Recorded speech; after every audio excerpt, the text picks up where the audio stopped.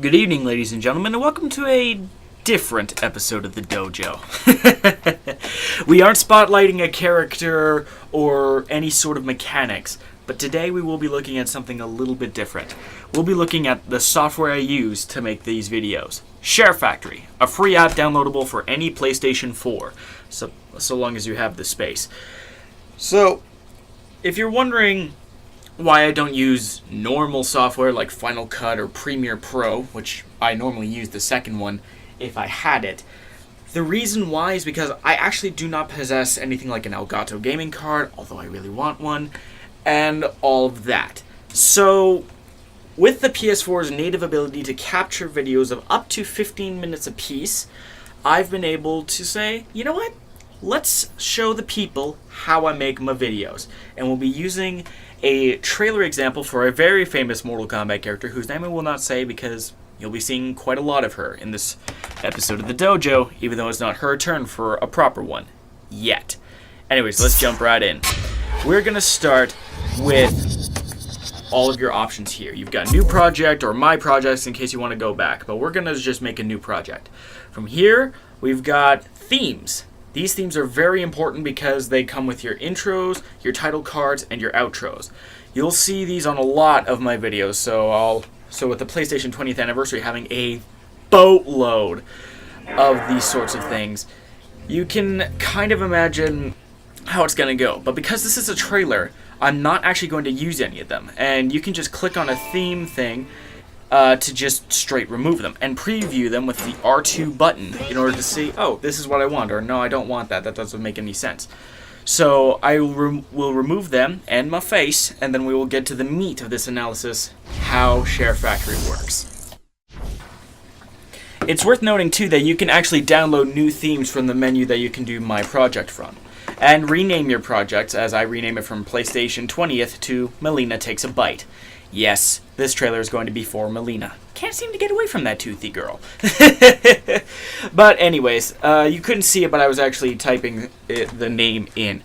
And now you can actually see one of the best tools in SHAREfactory alone is the trim clip. This allows you to trim clips down to specific start or ending points that you might want. So I wanted to start at the Mortal Kombat X logo, and I could just trim it right down. And from there I can add screenshots. I usually use screenshots as a black video since SHAREfactory doesn't have a native add black video option like Adobe Premiere does. So I have a black screenshot right next to Lobo's face that I use for this. It just allows for a black screen that I can use for transitions and the like. Now we'll include fade from color. It used to be fade from, to, and through black, but now it's through color, which is very important because we'll have a look at that later. And nobody wants black video that's 15 minutes long, even though that is the maximum length for each specific clip you can have. But you can make videos of up to 30 minutes in length in SHAREfactory with up to 50 different clips. But black video doesn't need to last very long. Now what I'm doing is I'm previewing, seeing how it goes. The transition was smooth, I liked it, and we're kind of going through and watching all of this, including Melina's intros, which I'll shut up for. Violence on a whim. Yes. Now amuse me. Round one. Alright, so everything worked out really, really well. But I want to have just Melina's face because, as you know, it's their face right after an intro and their name.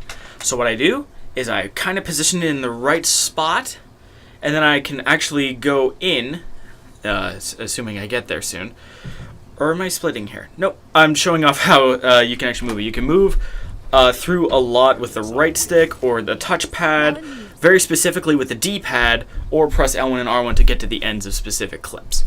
From here, boom, I'm in the spot where I can take a screenshot. Now I take this screenshot without realizing I had actually attempted this before and kind of farged it up somehow. So now I split the clip, which is basically just a cut like in Adobe Premiere, and now we have two clips that have different starts and ends points. So from there, I can throw in that screenshot and do all of my titling. I should probably note, too, that all video game clips are set to 80% of their maximum of their volume when they were recorded, so that when you include music, like I just realized I forgot to do, you can. I will be showing how to include music and the like in a later part of this video. From there, you can even have a look at your transitions. You've got long ones and short ones and the like. And you have 3 or 4 main choices for your cinematic theme. You have the 3 that stay, SHAREfactory themed, PlayStation 4 themed, Playroom themed, and Infamous Second Son themed, as well as 2 random explosion and racing based transition themes, as well as the theme that you're using. So, for example, with the PlayStation 20th anniversary, you will have something along the lines of, oh, the X button zooms in and takes us to the next thing. But we're not going to use that. We're going to use more standard issue transitions that always take about a second. You'll see them slow down, but that's only to give you an idea as to what it's like before you actually throw it in and actually use it. So, for example, let's say I use the silly old spinny rotate one. Boom! It's actually quite quick.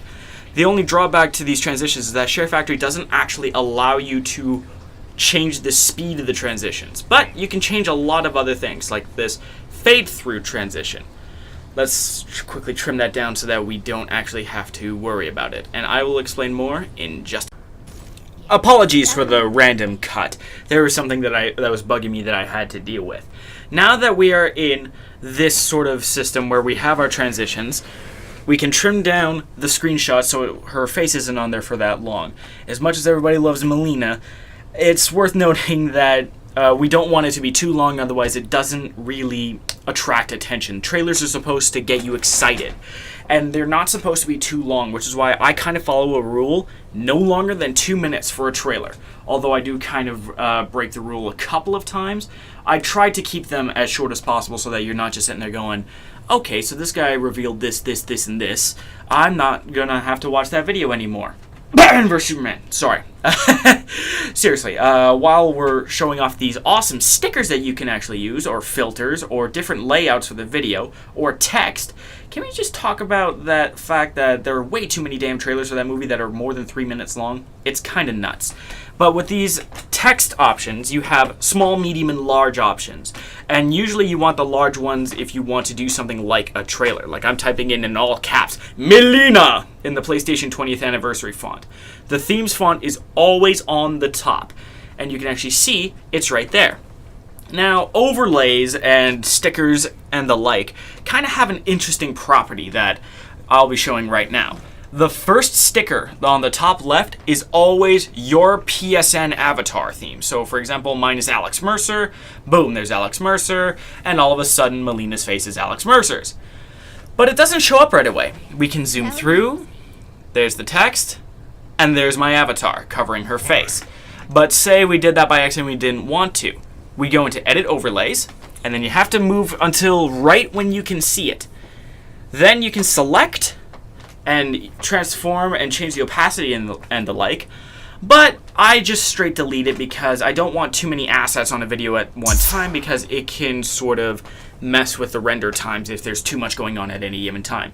You can also change the color of the text, and because this is Melina, we're going to use that pink color. And like I mentioned, you can change the color of certain transitions. Like, for example, this fade through color transition, I'm going to make pink simply because this is Melina and I kind of feel like it. Normally I just do fade through white and then fade through white. But this is not going to be the final version of the trailer. I will tweak things here or there to make sure everything works out just fine. And then you can always just trim to the bits that you want, like the clips that I'm going to show here. And then, once you have the clips that you want, you can kind of use the L1 or R1 buttons to do a fine trim to kind of get them at just the right moment you want. Say I want it right when and the L2 button also, and R2 button does the same thing. So fades into that, Melina chomps on Sub-Zero's neck, and the like. You get the trailer footage in the making, actually, which is kind of something I really like to do. And then I stop. Why do I stop?